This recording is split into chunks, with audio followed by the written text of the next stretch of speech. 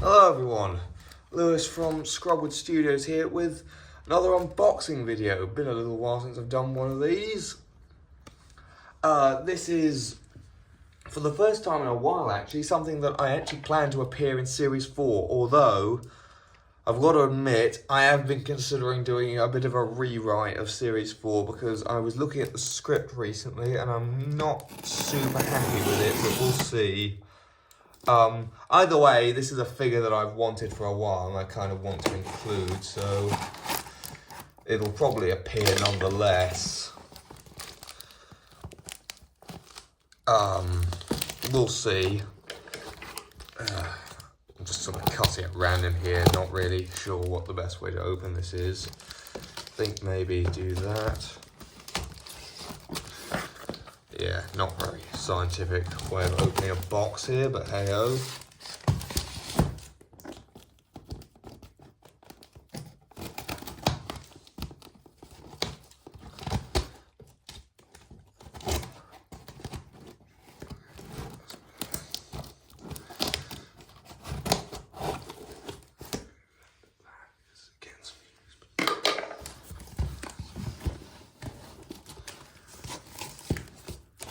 So we're going to open this up. There's only one thing in here, so overall it doesn't matter. This is from Everything Dinosaur, by the way. And oh, I see the bag. We've got some bubble wrap and a whole bunch of everything else. Hold on, let's get all this out. There's our box, and I think you can already see. Yeah, you can see its nose. There's our fact sheet.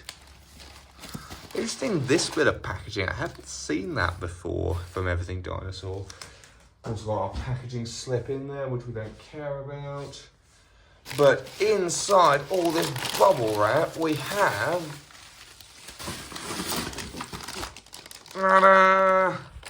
the Eofauna Deinotherium. Okay, so before we go into this, I'm just going to give you a quick chance to read the sort of fact sheet here. You can just pause and at any of these points and have a bit of a look. Yeah, very nice. Always like those dino data sheets. And then let's get into our weird elephant relative thing. The bag does have a perforation, I think, here, so you can. Is that where you're supposed to tear it? Oh, maybe not. I mean, I can always cut it.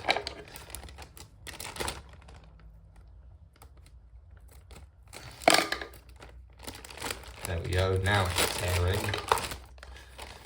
And then we'll get rid of all that horrible plastic. Then we've got it's on a tray, so we'll take it off that first. It is quite tall, this thing. I'll say that. Okay. Then we can get our tag off.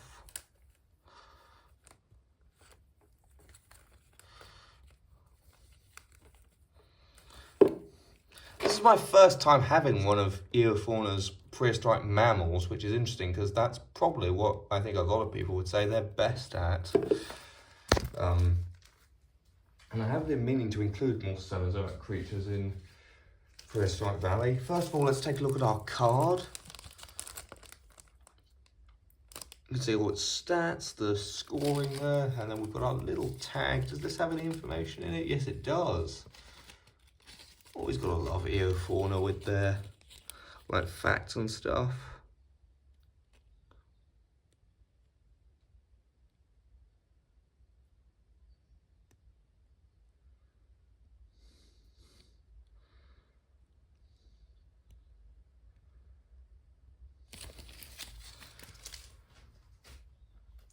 And then we have our Deinotherium.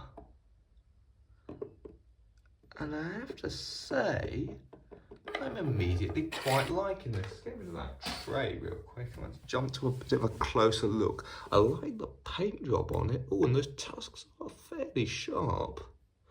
And the pose I like. Yeah, the paint job's actually really nice. So, like, it just looks grey in the promotional images, but obviously, like, in hand you can see some sort of pinkish tones, some sort of beigey browns. Yeah, there's There's a bit of a weird hole where the stamp is there, but hold on, you can't see it from that angle. Yeah, this here. I like the mouth though. The mouth detail's nice with the trunk and everything. Quite small ears that this has been reconstructed with. Yeah, I can't comment on the accuracy too much because I'm not a huge expert on prehistoric elephants, but given that it's Eofauna, I would imagine this is fairly accurate. They tend to do their research when they make figures. And it's quite wide. It's much wider at the back than at the front, which is interesting. I like the position of the trunk sort of curling round there.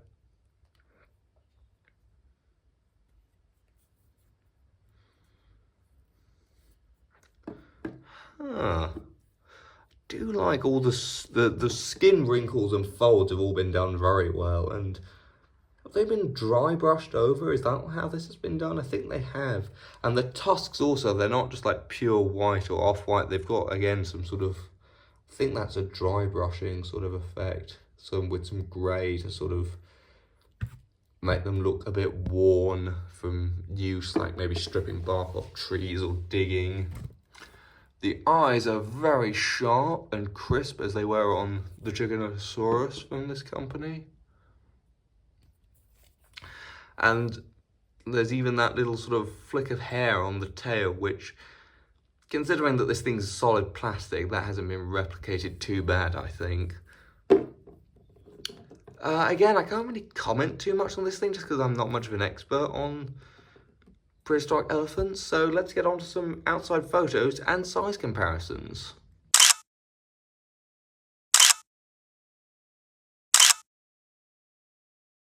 So starting with the sort of the size of the thing, it's about 19-ish centimeters, maybe 20 centimeters long, including the tail to the end of the trunk, and it's about maybe 12-ish centimeters tall. I'm not going to calculate the scale because I don't have my calculator on me right now, and I'm too lazy to do the maths manually. But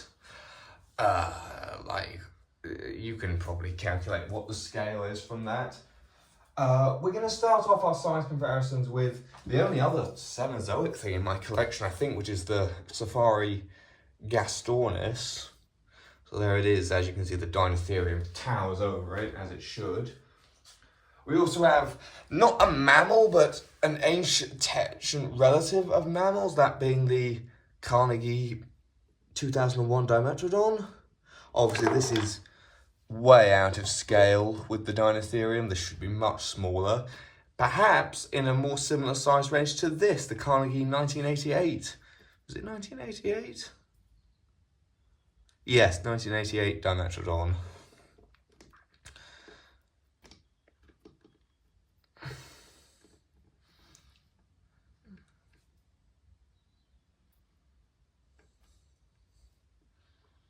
If this thing is in the scale that I think it is in, would be, I'm actually not sure.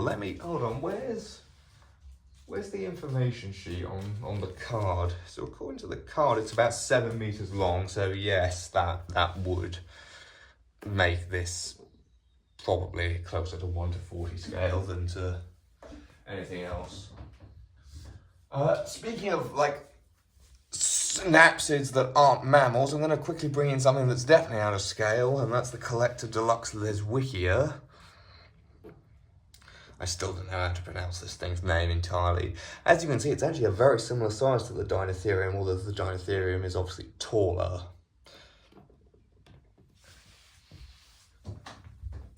And then we have, just to end off our size comparisons, 2 Eofauna figures. We'll compare one of the biggest land mammals around to one of just a very big land animal in general, that being the Eofauna Diplodocus. As you can see, the Deinotherium is taller, but the Diplodocus is so long. Oh gosh.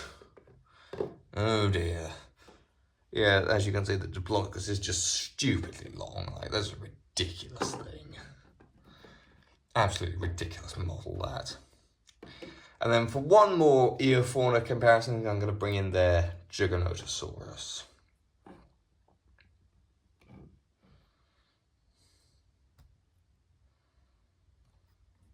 Hey, guess who completely forgot to bring in a consistent size comparison? Okay, here it is, it's the collector.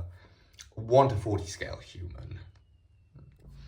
So with that, on to my final rating and score for this thing, which I'm honestly not sure what to give, because I honestly don't really know enough about prehistoric mammals to really comment on the accuracy. The paint job and the sculpt on this thing is fantastic, I will say that right now. But how good is it?